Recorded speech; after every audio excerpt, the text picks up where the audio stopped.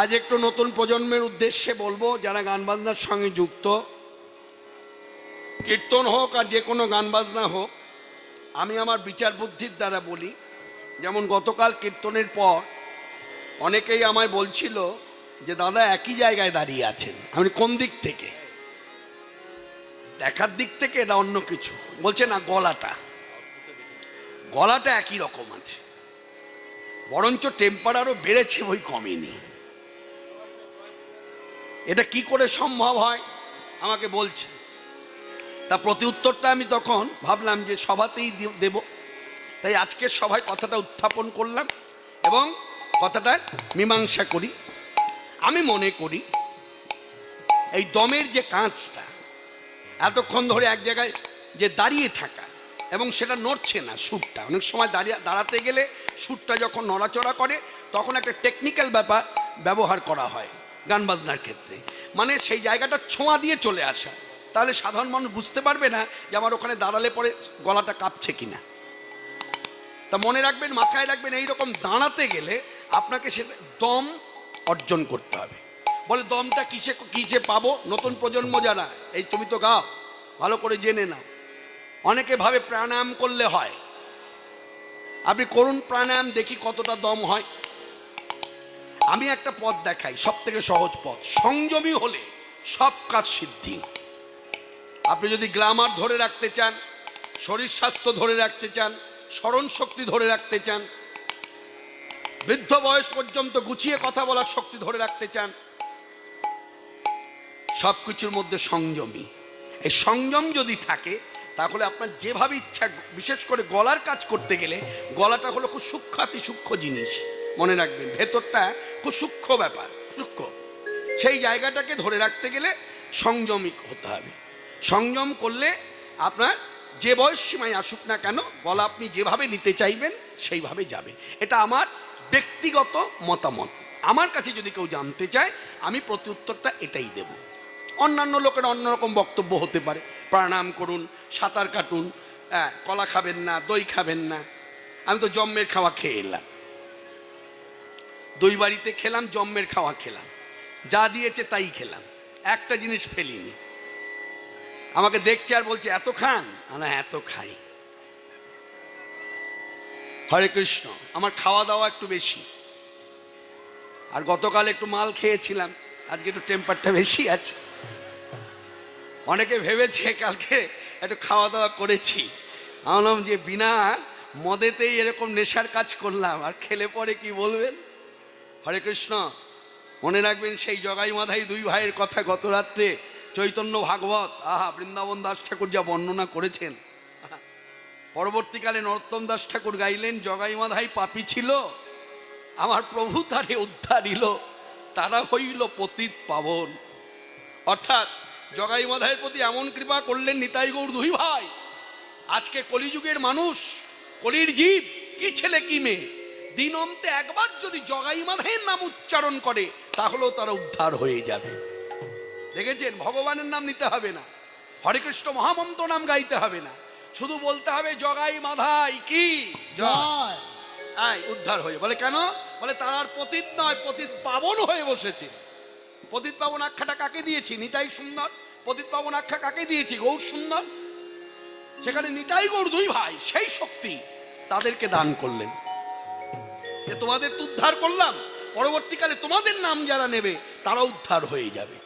নিতাই গৌর হরি হরি। এই তত্ত্বকে মর্যাদা দিয়ে ধাম বৃন্দাবনে বসে আমরা যুগল মন্ত্র উপাসক, আমাদের ভজনের ধারা রাধা কৃষ্ণ যুগল মাধুর্য, সেই মধুর রসের আস্বাদনে চলতে ফিরতে উঠতে বসতে শয়নে স্বপনে আমরা গাইব। সবাই মিলে হাতে তালি দিয়ে আমার সঙ্গে কীর্তন করুন। গতকাল দেখেছি হিন্দি ভাষায় যখন ওই ব্রজের ভজন গাওয়া হচ্ছিল, তখন দিব্যি আপনারা অনেকেই বেশ মুখ নাড়ছিলেন। আজকে আমি বলবো, উচ্চারণে ভুল হোক তবু আমার সঙ্গে কীর্তন করুন। যে কীর্তন করবেন এটা বাংলার বৈষ্ণব পদকর্তা গোবিন্দ দাসের লেখা পদাবলী। আমি চেষ্টা করব যতটা পারবো সবাই যেন বুঝতে পারেন কথাগুলো। একটু যেতে যেতে বললে পরে সবাই বুঝতে পারবে। তোরা আস্তে আস্তে বাজাবি, বেশি জোরে বাজাস না। হরে কৃষ্ণ, সবাই মিলে আগে বলুন হরে কৃষ্ণ হরে কৃষ্ণ হরে কৃষ্ণ হরে কৃষ্ণ কৃষ্ণ কৃষ্ণ কৃষ্ণ কৃষ্ণ হরে হরে হরে হরে হরে রাম হরে রাম হরে রাম হরে রাম রাম রাম রাম রাম হরে হরে হরে হরে।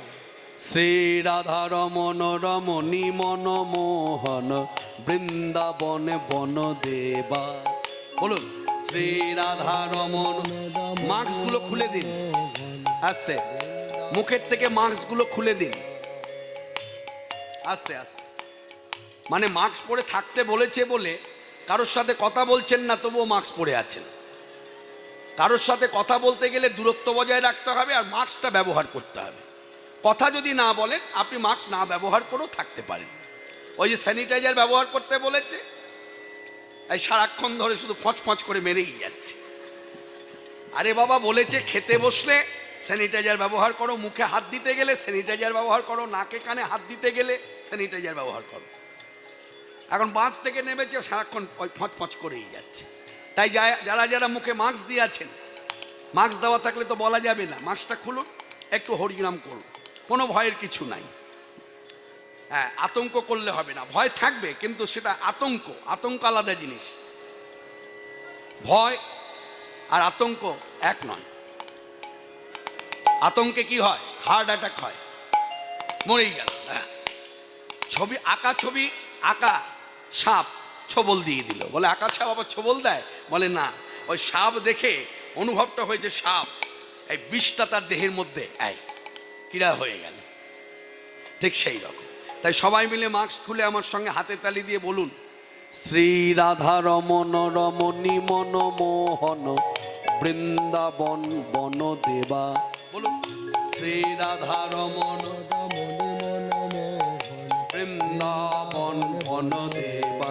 আবার বলুন শ্রী রাধা রমন রমণী মন মোহন বৃন্দাবন বন দেবা। শ্রী রাধা রমন রমণী মন মোহন বৃন্দাবন বন দেবা। অভিনব রাসর শিক বড় নাগর নাগরী গণকৃত সেবা। অভিনব রাসর শিক বড় নাগর নাগরী গণকৃত সেবা। নাগরী গণকৃত সেবা, নাগরী গণকৃত সেবা। আস্তে, কেমন লাগছে?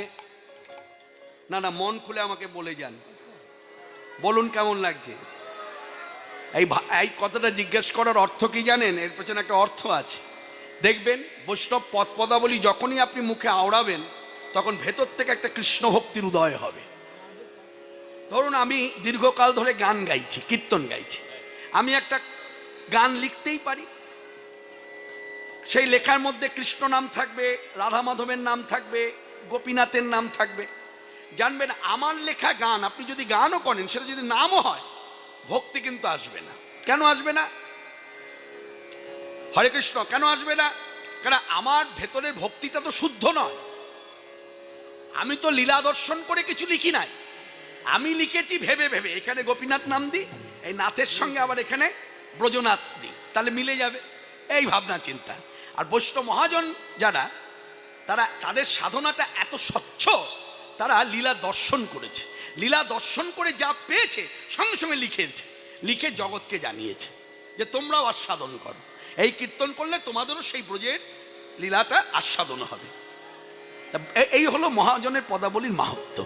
যার জন্য মহাজনের পদাবলী কর্ণগত হলেই একটা আলাদা দেহে মনে প্রাণে একটা স্ফূর্তি হয়, শিহরণ দেয়। সবাই মিলে কীর্তন করুন শ্রী রাধা রমন রমণী মন মোহন বৃন্দাবন বন দেবা। শ্রী রাধা রমন রমণী মন মোহন বৃন্দাবন বন দেবা। অভিনব রাসর শিক বড় নাগর নাগরী গণকৃত সেবা।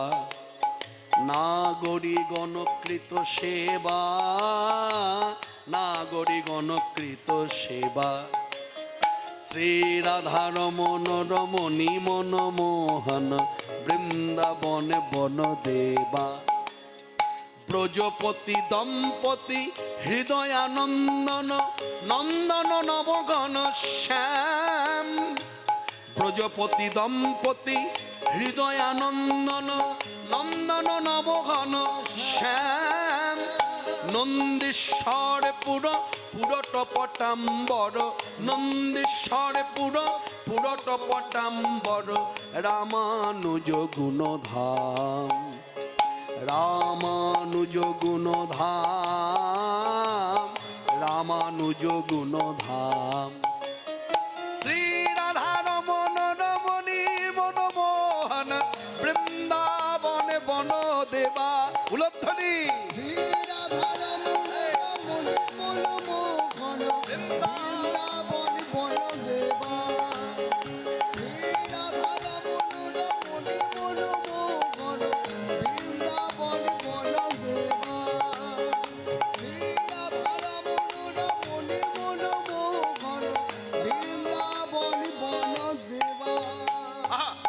গোবর্ধন ধর ধরণী সুধাকর মুখরিত মোহন বংশ।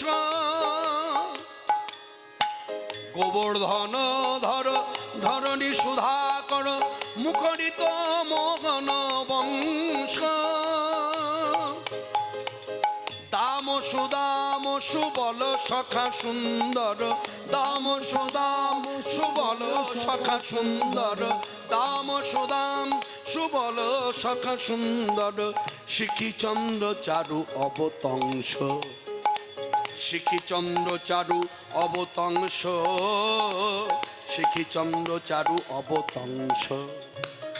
শ্রী রাধা রমন রমণী মনমোহন বৃন্দাবন বন দেবা।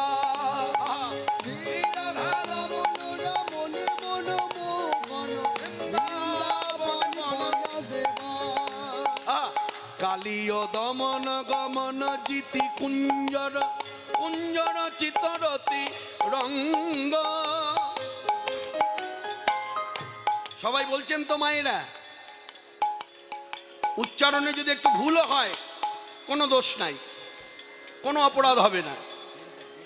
সবাই মিলে হাতে তালি দিয়ে কীর্তন করুন। বৈষ্ণব বাঙালি বৈষ্ণব পদকর্তাদের পদাবলী আপনারা মাঝে মধ্যে হাতে তালি দিয়ে কীর্তন করবেন। আমি মনে করি বাংলার মাটিতে থেকে প্রতিটি বঙ্গবাসীর উচিত বাঙালি বৈষ্ণবদের অগ্রাধিকার দেওয়া, আগে ভাগে রাখা। মনে রাখবেন, আমি অনেকবার এখানে দাঁড়িয়ে কথাটা বলেছি, অনেক প্রচার হয়েছে, অনেকে জেনেছে, জানবেন মানবেন। ব্রজধামে আমাদের এই বাঙালি বৈষ্ণব পদকর্তাদের পদাবলী কিন্তু তারা আওড়ায় না, তারা আওড়ায় না, তারা নিজেদের ভাবে গড়া গানগুলো তারা প্রচার করে। মনে রাখবেন। আর আমরা বাংলার ভক্তরা এত আবেগপূর্ণ, ওই তাদের গানগুলোকে যত না বলি, এই বাংলা বৈষ্ণব পদকর্তাদের গান দিয়ে ওই ধুলোটো হয় না, পথ পরিক্রমাও হয় না, গ্রাম ঘোরাও হয় না কীর্তন নিয়ে, সংকীর্তন। এই জায়গাটা একটা দুঃখ আক্ষেপ আমার কাজ করে। বাঙালি হয়ে বাঙালিকে মর্যাদা দিন, বাঙালি হয়ে বাংলা ভাষাকে মর্যাদা দিন। জানবেন আপনার ভাষাটা এত ভালো ভাষা, আমি এইভাবে বলি আমার বুদ্ধির দ্বারা, এত সুন্দর ভাষা অন্য কোনো ভাষা নাই, এর ধারে কাছে ভিড়তে পারবে না। বলে কীরকম কথা? মনে রাখবেন, আমার বুকের ভাষা, আমার বুকের ভাবটা, আমার বুকের ভাবটা ভেতরে, এই ভেতরের ভাবটা এই বাংলা ভাষাকে আশ্রয় করে আপনার বুকের ভেতরে বসিয়ে দেওয়ার ক্ষমতা আছে, যেটা অন্য কোনো ভাষার নাই। এই ভাষা এমনই ভাষা, এই ভাষাকে মর্যাদা দিন, গর্ববোধ করুন যে আমি বাঙালি ভক্ত হয়ে জন্মেছি কলিযুগে, আমি বাঙালি ভক্ত। আমার ঘরের ঠাকুর নিতাই গৌর দুই ভাই, মা দুর্গা মশারি সেন্টার, আচ্ছা, শ্রীযুক্ত সন্তোষ দেবনাথ, বেশ, তিনি মশারি পাঠিয়েছেন। এটা কি ডবল? আচ্ছা বেশ, আমার কোনটা? এর মধ্যেই আছে। মা দুর্গা মশারি সেন্টার প্রতি বছরের মতো এবছরও ভক্তিযুক্ত চিত্তে, এটা ভক্তি না হলে তো হয় না। যদিও আমরা ভিক্ষা করিনি, আমি প্রতি বছর তার কাছে চাই যে আমাকে আমাদের সকলকে একটা করে মশারি দেবেন তো? এটা উচিত। এই চাওয়াটা ছোট হওয়া নয়, এটা ভক্তি। চাওয়া মাত্রই সে মর্যাদা দেয়, ঠিক আছে আপনি চলে যান আসরে, আমি পৌঁছে দেব। কথা দিয়ে কথা রাখে, গত বছরও রেখেছে, এবছরও রাখলো। আমাদের 8 জনকে 8টি মশারি দিয়েছে। মা দুর্গা মশারি সেন্টার, আপনারা জানেন দীর্ঘ বহুদিনের প্রতিষ্ঠান, আপনাদের কাছেই। আমি আসার সময় দেখা করে এলাম। দেখা করার অর্থই হলো যেন তাড়াতাড়ি পৌঁছে যায়। বড় লোভী মানুষ আমি, আমার ধরা খুব মুশকিল। হাসি মুখে ছুরি দেওয়া যাকে বলে। হ্যাঁ, মনে রাখবেন। হরে কৃষ্ণ। ধর ধর ধর। খুব আনন্দ হচ্ছে না আমাকে সামনে রেখে পাওয়া?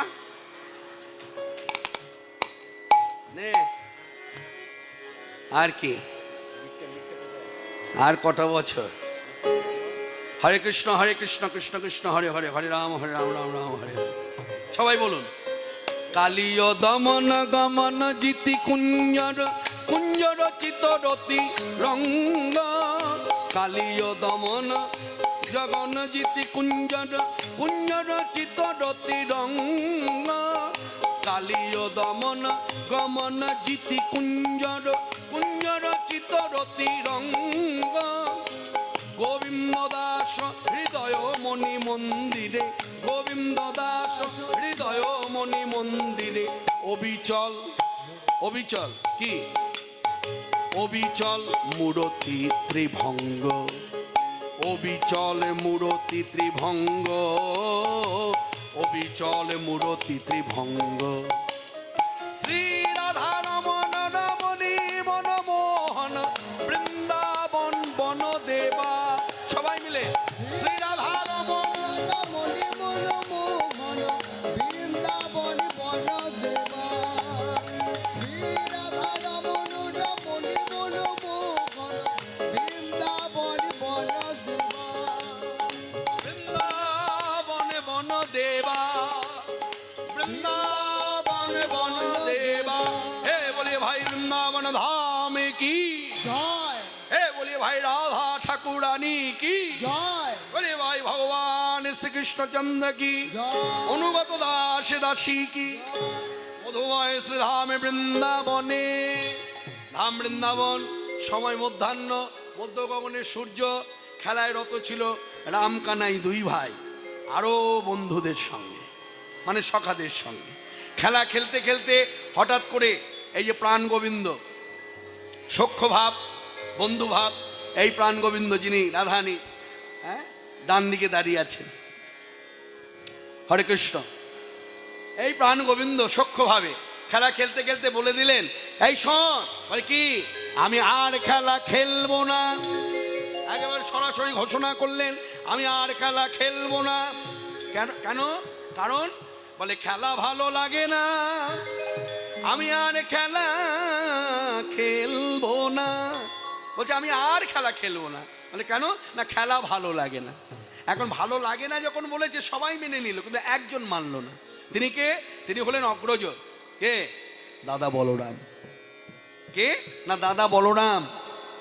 বলাই দাদা মনে মনে ভাবছে কি ব্যাপার, হঠাৎ করে আমার ভাই কানাই, হ্যাঁ, যাকে ছাড়া খেলার কোনো স্ফূর্তি হয় না, যে খেলার মধ্যমণি, সে যদি বলে খেলা খেলবো না, তো খেলা হবে কি করে? খেলা বন্ধ হয়ে গেল। হ্যাঁ, এত আনন্দ বেড়েছিল, হঠাৎ করে কি এমন হলো ভাই কানাইয়ের যে খেলা বন্ধ হলো? জিজ্ঞাসা করছে, কানাই খেলবি না কেন?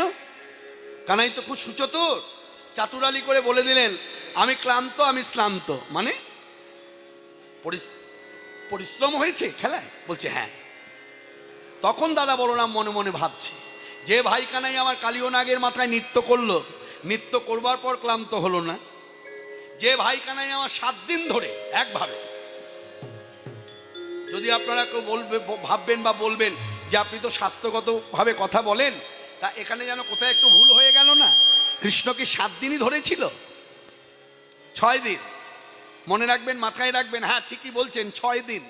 আর একদিন অল্প সময়ের জন্য ব্রজবাসীদের হাতে দিয়েছিল। তা ব্রজবাসীরা খুব অনুনয় বিনয় করে বলেছিল, হে প্রাণ গোবিন্দ, না জানি তোমার কত কষ্ট হচ্ছে, তোমার কষ্ট লাঘব করতে আমাদের একটু দাও, আমরা একটু ধরি। তা ধরতে গিয়ে দেখা যাচ্ছে যায় যায় প্রাণ। তখন আবার কৃষ্ণ ধরলেন। তো ওইটুকু সময় বাদ দিন, পুরোটা ধরুন 7 দিন একভাবে দাঁড়িয়ে রইল ঠায়, তা আবার বা হাতে, আবার কনিষ্ঠ আঙুল, এই জায়গাগুলো একেবারে টু দা পয়েন্ট, একটু থেমে থেমে ভাবুন। বা হাত, আবার কনিষ্ঠ আঙুল, সব থেকে ছোট আঙুল, সেই আঙুলেরই কত জোর, অত বড় পর্বতখানি ধরে রেখেছে। তাহলে ভগবত তত্ত্ব এই পার্থিব জগতে সম্ভব, অপার্থিব লীলা। তা সেই রকম গুরুপাদ পদ্ম হৃদে ধরে সাধুগুরু বৈষ্ণবের কাছে কৃপা ভিক্ষা করে তবে লীলার সাধন হবে, নাহলে লীলা বলে মনে হবে না, মনে হবে অবাস্তব কথা। তো মনে রাখবেন, এই হলো ভজনের কথা। সাধুগুরু বৈষ্ণব মহাত্মার নিত্য ভজনে বসে এইগুলো দর্শন করবার জন্য হাউ হাউ করে কাঁদে। যখন দর্শন হয় না, দর্শন পায় না, তখন হাউ হাউ করে কাঁদে আর আক্ষেপ করে আমার জীবন বৃথা হয়ে গেল, আমার সাধন ভজন বৃথা হয়ে গেল, লীলা কই, লীলা কই, মানে লীলা কেন আমার দর্শন হয় না। দেখুন, আমরা জপ ধ্যান করতে পারলে সময় দেখে তাতেই আমরা কত খুশি, জপ করে ফেলেছি। আর এরা বলছে জপ ধ্যান করছি বটে, কিন্তু আমার লীলা দর্শন হচ্ছে না। হরে কৃষ্ণ। আজকের সভাতে যারা এসেছেন তারা দেখুন, দাদা বলরাম সে বুদ্ধির বলে কথাটা জানতে চাইছে। যে ভাই কানাই আমার কালীয় নাগের মাথায় নৃত্য করে ক্লান্ত হলো না, গোবর্ধন পর্বত ধারণ করে 7 দিন পরও যে বললো না আমি ক্লান্ত হয়ে পড়েছি, সে ভাই কানাই আমার নিত্য খেলা, এই খেলাটা তো নিত্য খেলা, নিত্যই আসে মাঠে, সকলকে নিয়ে খেলা খেলে, গাই বাছুর নিয়ে আমাদের নিয়ে, হ্যাঁ, এই নিত্য খেলায় ক্লান্ত? নিশ্চয় মনের মধ্যে কিছু একটা জেগেছে। এখন আমি তো বড় ভাই, আরও কিছু প্রশ্ন করে কেন আমি লজ্জা দেবো আর লজ্জা পাবো? লজ্জা ও পাবে, আমিও পাবো। তা আমি তো দাদা, বড় ভাই, আমার তো উচিত নয় ওকে লজ্জা দিয়ে লজ্জা পাওয়া। তাই ভাই কানাইকে বলছে, কানাই ঠিক আছে, তুই তো শ্রান্ত, চল যাই, ওই দেখ বড় এক বৃক্ষ, ওই বৃক্ষ তলে অনেকখানি ছায়া দিয়েছে, হ্যাঁ, এই প্রখর রবির তাপে থাকলে পরে আরো ক্লান্ত হবে, তো ওই ছায়া তলে গিয়ে একটু বসি। এই বলে রাম কানাই দুনো ভাই যুক্তি করে, সলা পরামর্শ করে এই গাছের নিচে এসে বসলো। এখন বসলো যখন, পাশাপাশি বসলো, আবার পাশাপাশি বসলো একজনার কাঁধে একজনার হাত, এই দাদা বলরাম ভাই কানাইয়ের কাঁধে হাত রেখেছে, আর ভাই কানাই দাদা বলরামের কাঁধটা ধরে আছে। এবার অন্তরে ভাবুন শোভাটি কেমন হতে পারে, একজন সাদা ধবধবে, একজন কুচকুচে কালো। দৃশ্যটাকে গুরুপাদ পদ্ধতিতে ধরুন। এই যে এটা শাস্ত্রীয় কথা, মনে রাখবেন, এটা অশাস্ত্রীয় কথা নয়। এই ভগবত তত্ত্ব দর্শনের প্রক্রিয়া হচ্ছে গুরুপাদ পদ্মাকে দর্শন করতে হয়, দর্শন করে ভগবানের দিকে তাকাতে হয়, তাহলে দর্শনটা সার্থক হলো। যার জন্য বলা হয় লীলা দর্শনের আগে গুরুপাদ পদ্ম দর্শন। হ্যাঁ, কেন গুরুপাদ পদ্মের এমনই মহিমা জানবেন, সকলেই জানেন কথাগুলো, আপনারা শুধু মিলিয়ে নিন বক্তা ঠিক বলছে কিনা। গুরুপাদ পদ্মের এমনই মহিমা, সকল তীর্থ এসে গুরুপাদ পদ্মে বিরাজ করে, সকল তীর্থ। তাহলে গুরুদেব কত পাওয়ারফুল। কিন্তু বর্তমানে একটা দুঃসময়ের মধ্য দিয়ে আমরা দিন কাটাচ্ছি, জানবেন, মাটি আঁকড়ে ধরেই বীজ কি বাড়ে, তাই তো? এখন মাটিটাই নড়বড়ে, মাটি বীজকে শেষ করে দিচ্ছে। অর্থাৎ এমন কিছু গুরু এসেছে জগতে যারা নিজেরাই বলছে আমি আমি আমি সব, আমারই পূজা করো, আমারই সব করো, আমি ভগবান। মনে রাখবেন, এইরকম গুরু ধরলে হয়ে গেল ভজন রাজ্যে, ভক্তি রাজ্যে সব শেষ। এই জন্য যাকে তাকে গুরুবরণ করলে হবে না, দেখতে সুন্দর হলেই হবে না। হ্যাঁ, আমাকে যেমন অনেকেই বলে একটু দীক্ষা দিন, এই যে এক বাড়ি থেকে এলাম, সে বলছে আমার তো খুব ইচ্ছা আপনার কাছে দীক্ষা নেওয়া। হ্যাঁ, দেখতে শুনতে ভালো, আমি যদি আবার প্রচার করি ভালোই চালিয়ে নিতে পারবো। দেখতে শুনতে ভালো হলেই গুরু হবে না। গুরুদেবের দিকে তাকিয়ে ভালো করে দৃষ্টি রাখতে হবে, গুরুদেব ভজনশীল কিনা, আচরণ আছে কিনা, প্রসাদ ভোজি কিনা, গুরুদেব আরতি করতে জানে কিনা, গুরুদেব ভোগ লাগাতে জানে কিনা, গুরুদেব ভগবানকে স্নান করাতে জানে কিনা, গুরুদেব ভগবানকে জাগাতে জানে কিনা, ভগবানকে ঘুম পাড়াতে জানে কিনা, ভগবানের শৃঙ্গার জানে কিনা, ভগবানের জন্য ভোগ ঘরে গিয়ে রান্না করতে জানে কিনা, এই সব কার্যগুলো দেখতে হবে। মনে রাখবেন, ইচ্ছা হলে গুরু হওয়া যায় না, অনেক পাওয়ারফুল গুরু। তবে তো আমার মতো নরকে, আমার মতো সেবক নরকগামী হলে তাকে নরক থেকে উদ্ধার করে, এমনি এমনি। তা সেই গুরুপাদ পদ্ম হৃদে ধরে শোভাটা দেখুন, রামকানাই দোনো ভাই পাশাপাশি বসে আছে, অপূর্ব শোভা ধরেছে। এই সবার বর্ণনা করলো কে? বাংলার বৈষ্ণব পদকর্তা গোবিন্দ দাস। পদাবলিতে লিখছেন, দেখো দেখো চেয়ে দেখো বড় জো বালক সঙ্গে, ব্রজের বালক সঙ্গে খেলা যে যা নানা রঙ্গে, বড় জো বালক সঙ্গে খেলা যে নানা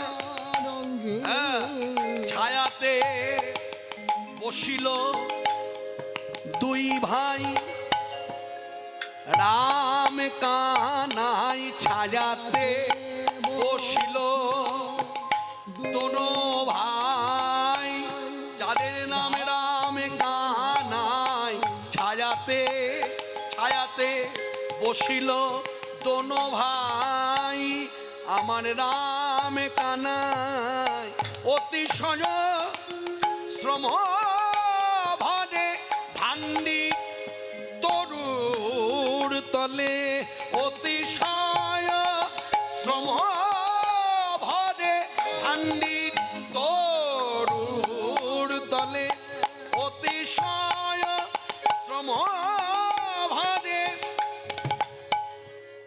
রামে কানাই দোনো ভাই।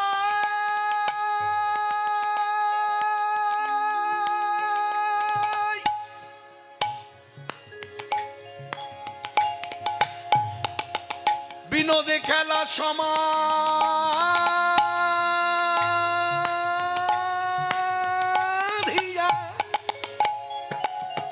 বসল গিয়া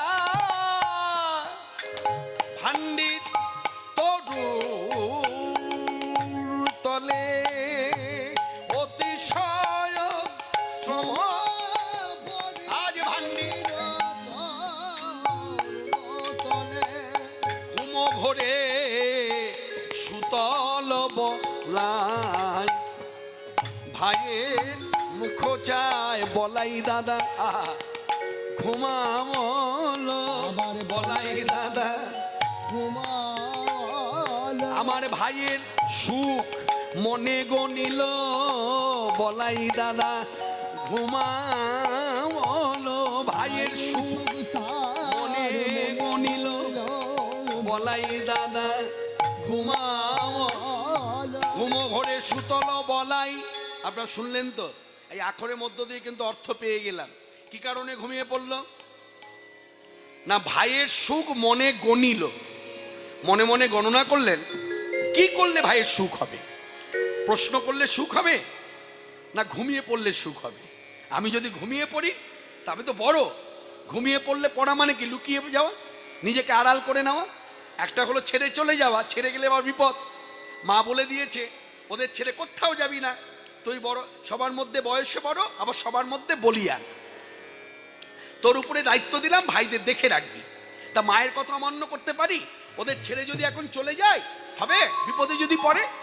কিন্তু এখানে থেকেই আমি নিজেকে সরিয়ে নিতে পারবো। কি করলে? যদি চোখ দুটো বন্ধ করে দিই তাহলে কিছুই দেখতে পাবো না, তাহলে ভাইয়ের সুখ বাড়বে। এই দেখো, এই কারণেই কৃষ্ণের এত দাদা বলরামকে নিয়ে গর্ব। কি গর্ব? এই শোন, আমার দাদার মতো দাদা কান ভাই আছে, আমার দাদার মতো দাদা, আমার দাদার মতো দাদা, আমার দাদার মতো দাদা, দাদা কার ভাই আছে, দাদার মতো দাদা। এ কথা গর্ব করে, গর্ব করে, গর্ব করে, গর্ব করে, গর্ব করে বলতে পারি এই বৃন্দাবনের মাঝে,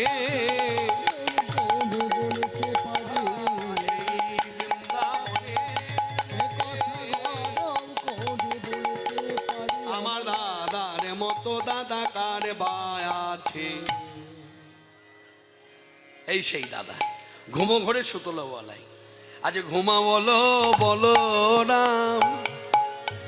এই দেখুন বৈষ্ণব পদকর্তার কি অনুভূতির লেখা, কেমন লীলা দর্শন। বলছে ঘুমা বলো বলো রাম, কৃষ্ণের পুরল মনের কাম। উলধ্বনি ঘুমা বলো বলো রাম, কৃষ্ণের পুরল মনের কাম। ও ভাই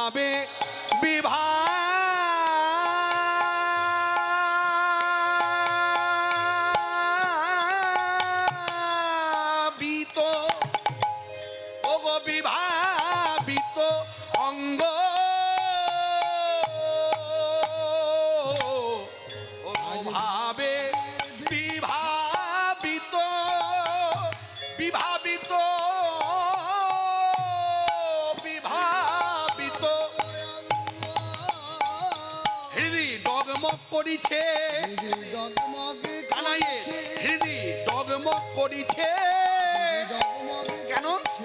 না বলাই দাদা ঘুমায়েছে ডগমগ করিছে আহা আমার বলাই দাদা ঘুমাইছে, ডগমগে করেছে। আমার বলাই দাদা ঘুমায়েছে পরম সুযোগ হয়েছে বলাই দাদা ঘুমাইছে, এবার পরম সুযোগ হয়েছে বলাই দাদা ঘুমাইছে, এবার পরম সুযোগ হয়েছে বলাই দাদা ঘুমাইছে, হৃদি ডগমগ করেছে।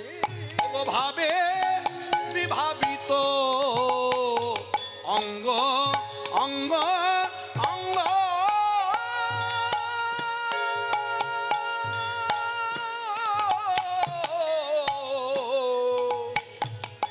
আজ ভাবে বিভাবিত অঙ্গ এই দাদা ঘুমিয়ে পড়েছে খুব ভালো হয়েছে চল যাই এই দাঁড়া এত নির্দয় কেন